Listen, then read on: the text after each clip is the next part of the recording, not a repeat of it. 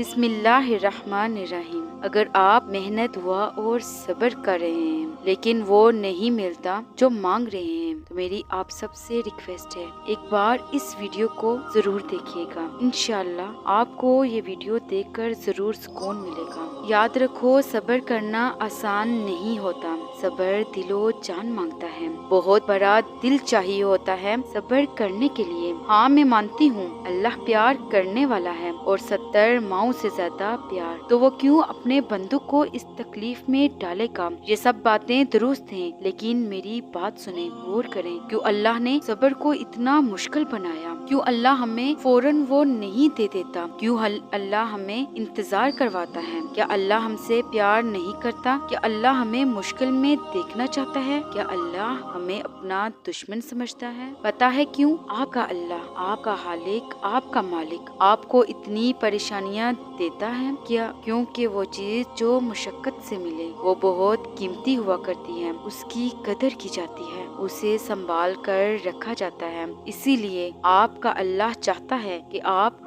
उस अल्लाह से मांगे, और आपका अल्लाह पसंद करता है उसको जो बार बार अपने रब से मांगे, अपने रहमान से फरियाद करे। अल्लाह को पसंद है वो बंदा अपने अल्लाह के सामने जो रोए, जो अपने रब से इल्तिजा करे। कौन है अल्लाह के सिवा जो चाहता है लोग उससे बार बार मांगे। इंसान तो तंग आ जाता है अगर उससे एक ही इंसान 2 बार मांगे। इसीलिए हदायत आसानी से नहीं मिल जाया करती। हदायत के लिए तड़पना पड़ता है, हदायत के लिए दुआएं करनी पड़ती हैं, हदायत के लिए अल्लाह से जुड़ना होता है, हदायत को बरकरार रखने के लिए जान लगानी होती है, शैतान से, अपने नफ्स से लड़ना होता है, अपने ईमान को मजबूत बनाने के लिए बहुत कोशिश करनी होती है। क्योंकि अगर आपको आसानी से हदायत मिल जाए तो उसकी कदर नहीं होगी। जानते हो इस्लाम की कदर क्यों नहीं हम मुसलमानों को? उसकी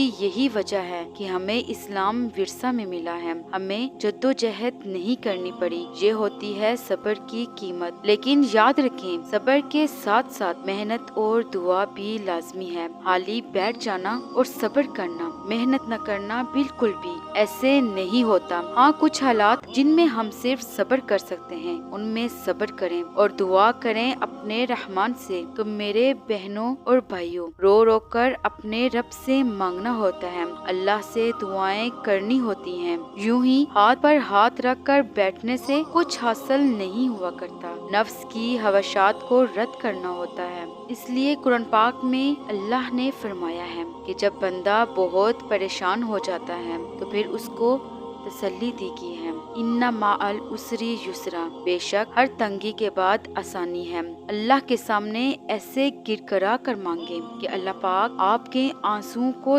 देखकर फौरन अता कर दे। हजरत अयूब अलैहिस्सलाम को इतनी बड़ी बीमारी में इतने अरसे के बाद जब सेहत अता की गई तो अल्लाह ने पहले से भी ज्यादा नेमतें उनको अता की। हालांकि वो सब जो पहले था वो तो तबाह हो चुका था, लेकिन हजरत अयूब अलैहिस्सलाम अपने रब की तरफ ही आवाजारी और शुक्रगुजारी करते रहे और मांगते रहे, तो अल्लाह पाक ने भी फिर हर तरह की नेमतें उनको अता की। हमने भी हर हाल में असबाब को एहतियार करते हुए सिर्फ अल्लाह की रहमत की तरफ तवज्जो करनी है। इंशाअल्लाह अल्लाह पाक सबके काम बनाएंगे। और याद रखो, जब अल्लाह कोई काम चाहता है तो अल्लाह जिंदगी के कवानीन बदल देता है। तारीख हुआ है कि वो समुंदर था जिसने डबोया नहीं, वो आग थी जिसने जलाया नहीं, वो पहाड़ था जिसकी बुलंदी ने बचाया नहीं, वो मछली थी जो हजम न कर सकी, वो बच्चा था जो बोल पड़ा सोए हुए। लोग 300 साल बाद उठ गए, सूरज रुक गया, चांद के टुकड़े हो गए। ये मत कहो कि ये हो नहीं सकता, बल्कि बोलो कि ऐ मेरे परवरदिगार मेरे लिए आसानी फरमा। आमीन। व्यूवर्स, मेरी इस वीडियो से आपको कुछ भी अच्छा लगा हो तो मुझे कमेंट में जरूर बताइएगा और वीडियो को लाइक करके चैनल को सब्सक्राइब जरूर कीजिएगा। जज़ाकल्लाह खैरा कसीरा।